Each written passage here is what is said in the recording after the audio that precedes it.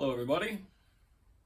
I thought it was past overdue time to do a video talking about some of the basic processes that I use for inlaying material with the Pantograph here, and some of the considerations that exist as far as creating patterns and then the methods of using those patterns. I'm very much largely self-taught on this machine. I've been fortunate enough to, see some others talk about it to a limited extent.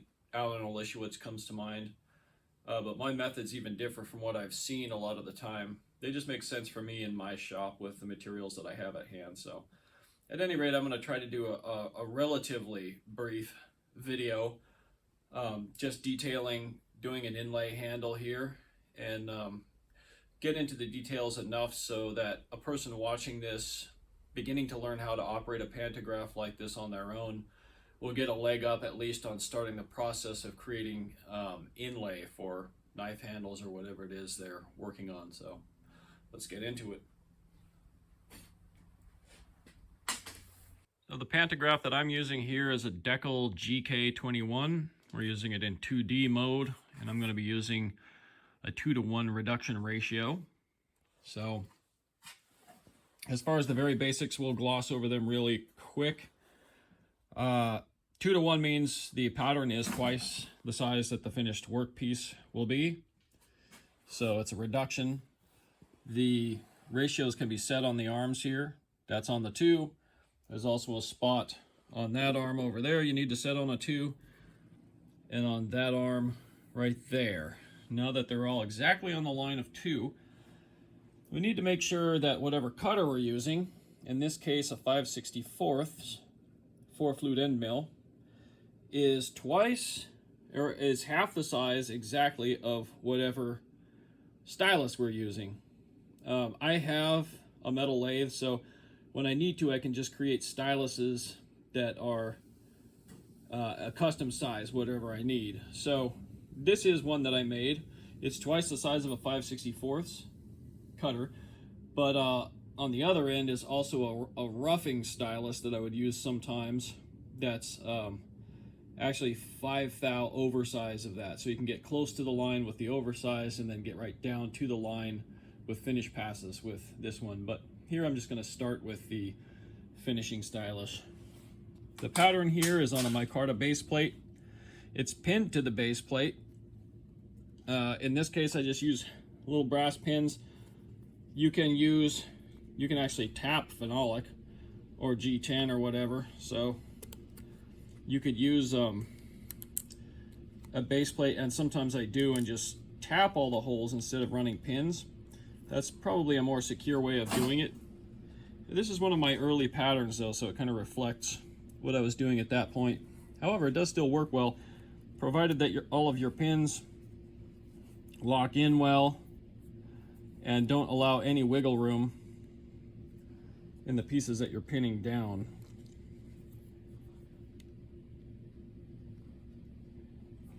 Flip that over. Make sure they're in there snug. So right here we have the 2 positive patterns pinned to the base plate, and we'll be cutting the inlay positives out of this vintage butterscotch Westinghouse micarta. I have these just super glue tacked all over very lightly to a G10 base plate that I can cut through onto a little bit if I want, and then the base plate is just locked down with these typical T-slot style clamps. Now what I do when I start out usually is I will position everything to where it's ready to start. And not always, but this time I've got it to where I have both of the inlay positives, the pattern positives, pinned down together, because my stylus will get between the 2. If it wouldn't, I'd have to pin them down one at a time and trace them. And here I have this one on the left here is for the 2 left side handle positives, and then the one on the right over here is for the 2 right side handle positives. So with the pattern in this orientation, we'll be cutting entirely the left block and cutting 2 pieces out of it the two inlay pieces for the left side of the handle material. Now, when I bring the stylus over here to the corner, to the farthest corner toward me of this inlay, I'm going to check and make sure it's on the inlay material right there, and not too close to the edge. And as I follow down the border of the pattern, I need to make sure that I am also decently into the edge of my material. Coming around the pattern here, tracing it, just making sure everything is above board, there's no interference. Coming back to this corner of the pattern, tracing around it, we are still well within the width of our material. And then this is the most extreme end of the pattern there. And we're just checking to make sure we're on the material there still.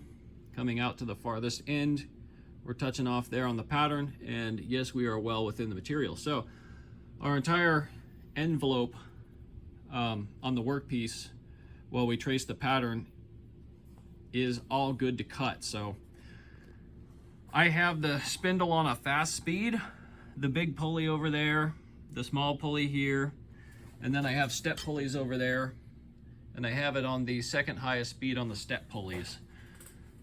So these little cutters in my cart, I like to be run fast.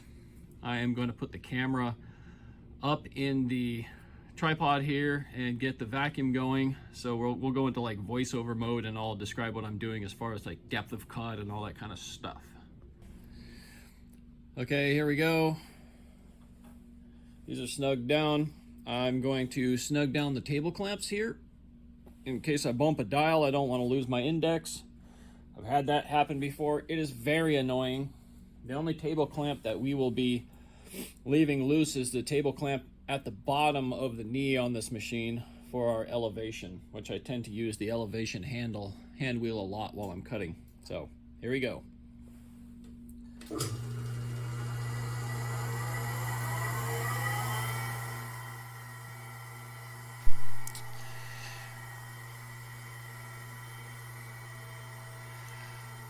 Getting right at the starting corner here,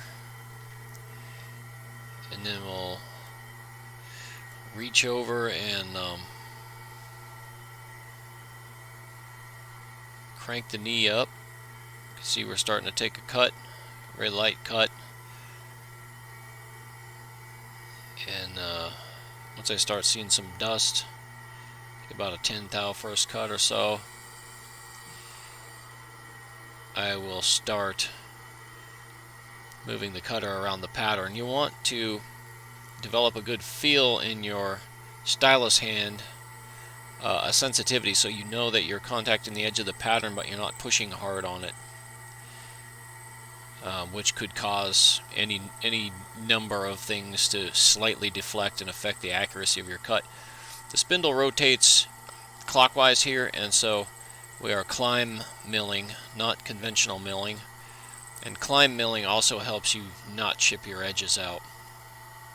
So we'll just watch a little bit of cutting in climb milling here, and then I'll speed it up after you get an idea for just about kind of the feel of the cutting and how quickly it proceeds here. Coming around corners, you need to be careful that you don't let the machine kind of pull you off the edge of the pattern and stuff like that. You develop the feel for it pretty quick.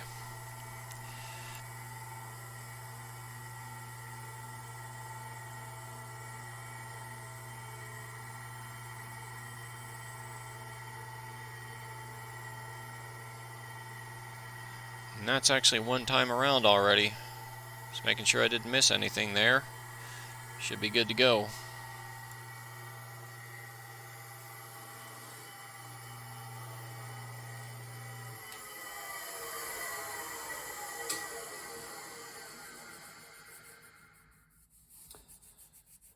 So there's what one pass looks like. I get the vacuum over here. Forgot to do that already. We need to be very careful with the top few passes in this material, because this old paper micarta is very chippy. So too much tool pressure, and not a lot, believe me, and these edges will start to chip out, and we want to minimize that as much as possible.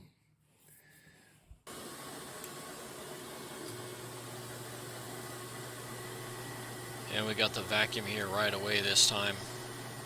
Just a little shop vac, holding it up with my left hand while I'm moving the stylus with my right. One of these days I need to make myself a little actual vacuum nozzle mount for the table here that can sit in a T-slot or something, but it actually is also kind of nice to be able to chase the cutter around as it moves with the vacuum nozzle. That way you're picking stuff up more efficiently. And it's nice, I mean, it keeps your cutters sharper a little bit longer if you're not cutting a bunch of chips. You can see where you're doing a little bit better. And of course you just don't have micarta or wood or whatever swarf all over the table and stuff. This helps keep the mess down. As for the noise, I tend to just wear Bluetooth earbuds and I'm listening to a book or some music or something. At the time here I was listening to a book called Blood and Thunder about the conquest of the American West from the Navajo, Pueblo tribes, etc. by people like Fremont and by Kit Carson. It's a very interesting story. Check it out if you ever want a good historical read on that subject.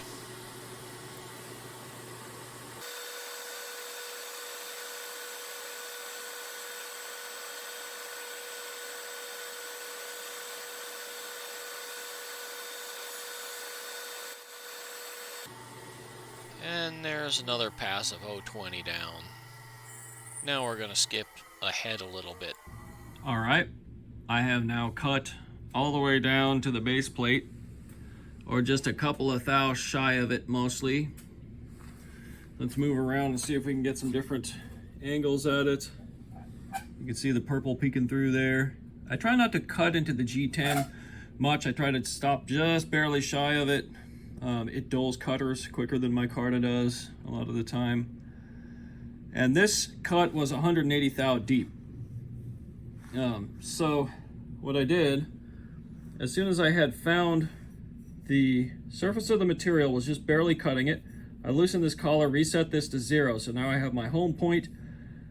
My first cut is 10 thou, and then I'm just adding 20 thou for every pass around the entire pattern until I get pretty close to the bottom, and then I'll touch off to see if the base plate is still where I had thought that it was, and then just run my last cut 10 thou or whatever, 8 thou or whatever it happens to be, to where I'm just a thou or two above this. And then a lot of the time the outsides of the pattern will just flake off because they're not super glue tacked. Really the tacks were inside where I knew the inlay pieces would be more. You don't want an inlay piece busting loose on you and starting to move around while you're still finishing cutting it. That's usually going to trash it. So anyway, there's the left side cut. Now I'll flip the pattern, and I'll flip the whole base plate over, flip the pattern over too, and pin it onto the other side of the base plate so it's mirror of this. Make sure I'm aligned with this blank sheet here. Do the entire, trace the pattern, observe the cutter and the workpiece interplay, adjust if necessary, and then I'll cut this side, mirror to this side, just as this one is, and then I'll have all 4 inlay pieces, and then we'll move to starting to think about the actual handle scales, or the pattern negatives, as you could think of them. Okay, the pattern is now flipped. Base plate has been flipped, the pattern's been flipped. This, the heel is now pointing that way, and I just cranked this table over that way until the cutter was in the right spot on here. Didn't have to adjust the rotation or anything like that, just kind of the indexing this way, and now I am ready to cut. On this side, we'll watch just a little bit of that, then we'll regroup and have a look.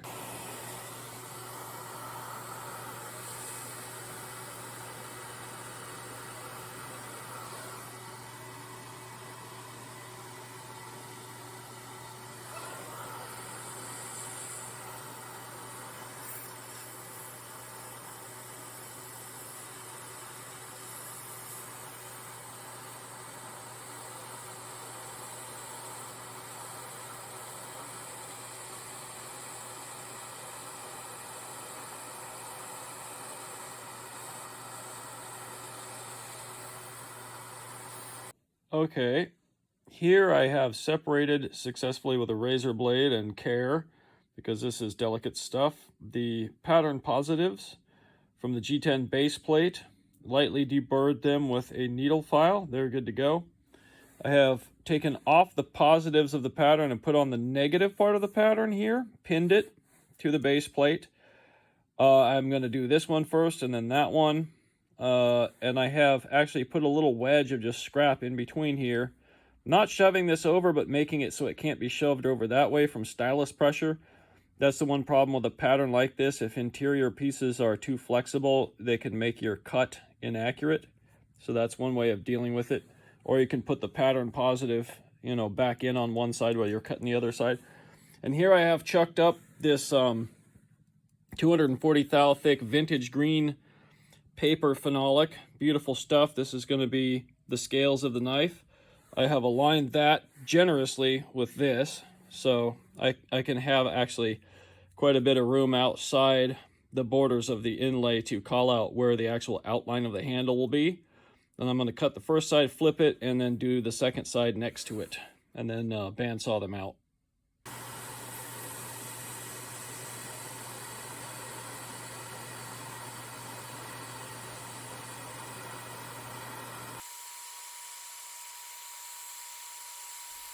This part's always fun. I love watching the outline of the pockets take shape in the otherwise featureless material. It's like a combination of drawing and milling that's pretty gratifying. I'm just going to go ahead and finish with a bunch of passes of about 33 thou each, doing both of the inlays for this side, and then we'll have a look, both the pockets that is. Here we're at a point where the inlay pockets have been cut to full depth, and I've just been lightly sanding the edges of these, deburring and stuff, until the inlays begin to snugly fit. I'd rather have that than them be too loose to begin with.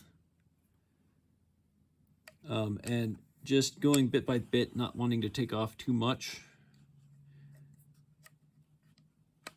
So I'll continue doing that. It's real easy to get these stuck in here tightly if you jam them in too far.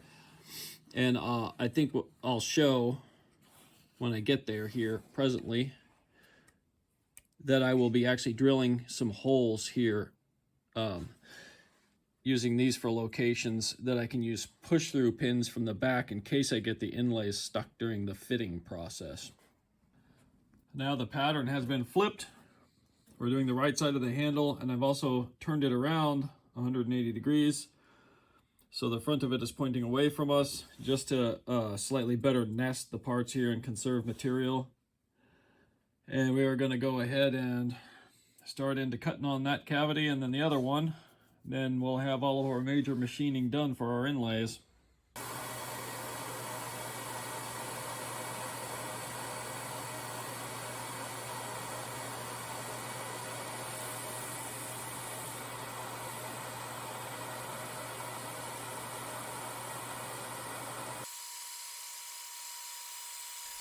You can see after I finish the outline, the perimeter of the cut, then I kind of go around mowing the lawn in between the lines with the cutter there.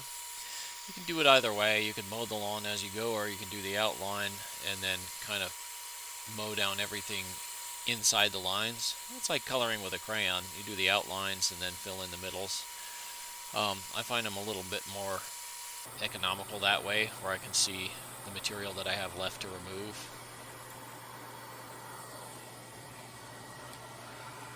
We got one pocket milled there for this side. And we've parked it for the time being. We've swapped it over to here. And we're just going to take a bunch of passes and route that out now.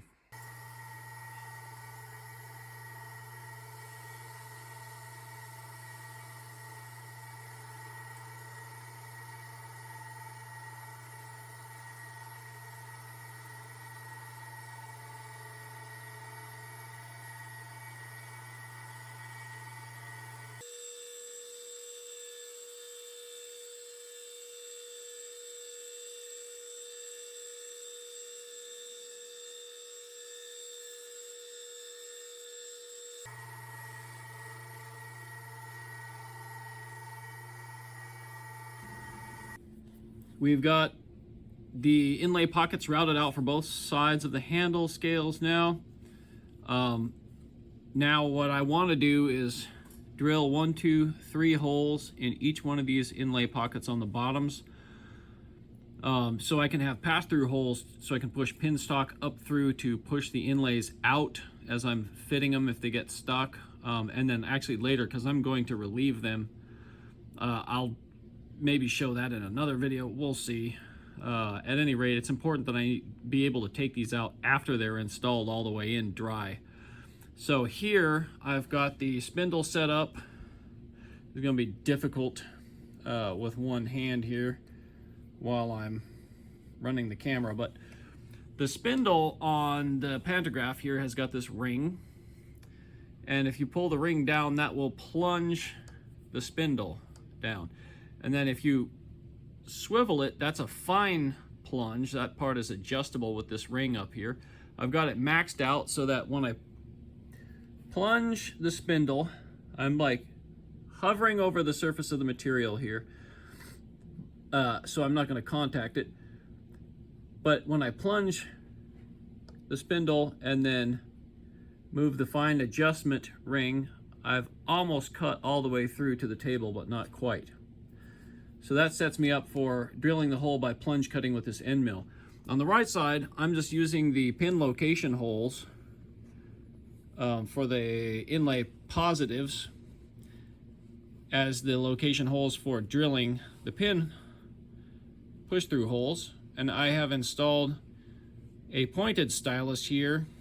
I use that for a few things. One of them, though, is for locating holes. I can just run this table up until this is locating that hole solidly and won't move. And now I'm positioned over the exact spot in that pocket where I want to drill that hole. So let's drill it real quick.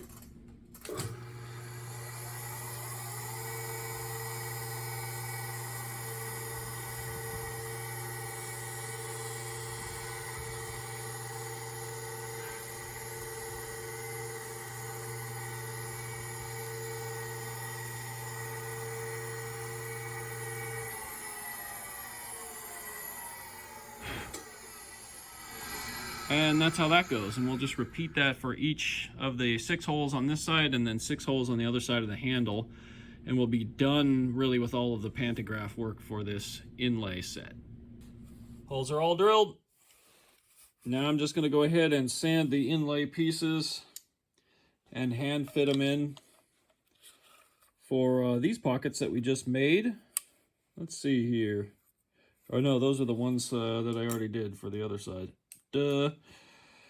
You can tell because this butterscotch Westie has got a bark side that's a lot darker, and that is the back side of the inlay. So yeah, that's going to take a little fitting. That's cool, and I would assume this one will too.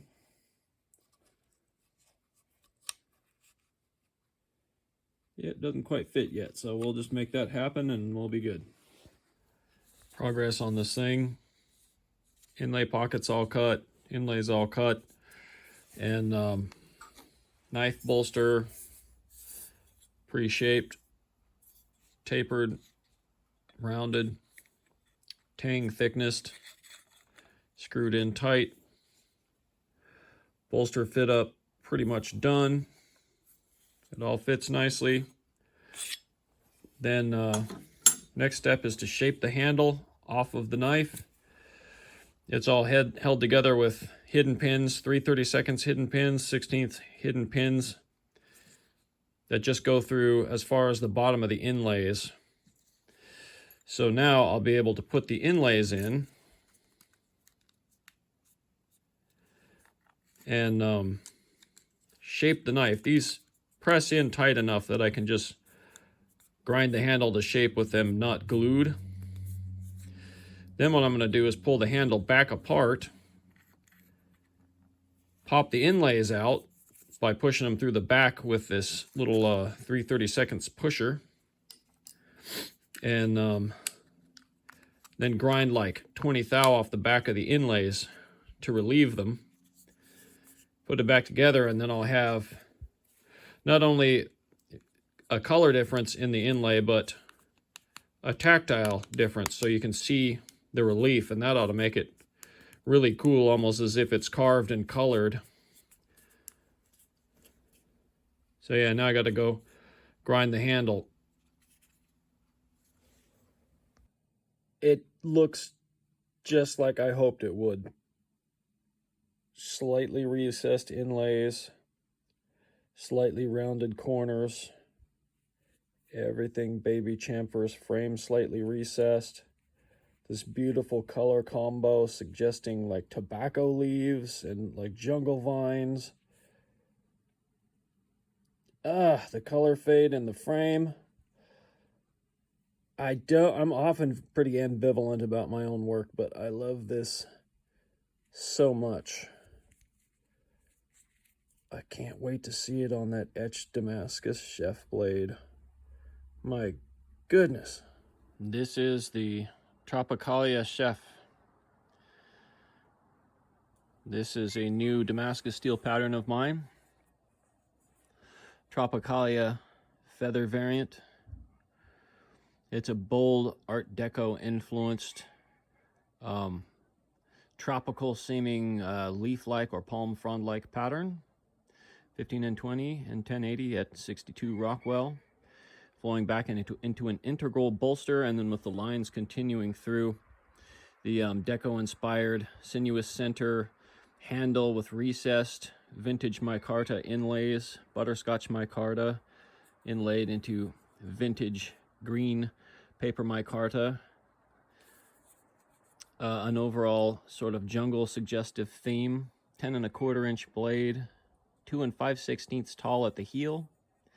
And I'm pretty happy about this one. Thanks for looking, guys.